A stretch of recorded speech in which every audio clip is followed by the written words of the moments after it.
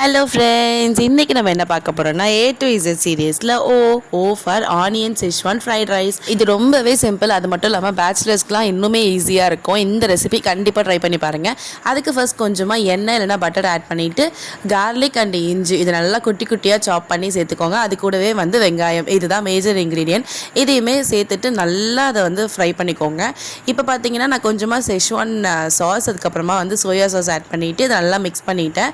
இது நல்லா மிக்ஸ் பண்ணிவிட்டு ஒரு 2 மினிட்ஸ்க்கு அப்புறமா நான் டொமேட்டோ சாஸ் அண்ட் கொஞ்சமாக ஹர்ப்ஸ் ஆட் பண்ணியிருக்கேன். அப்படி இல்லைனா ஆரிகேனோ ஆட் பண்ணிக்கலாம்.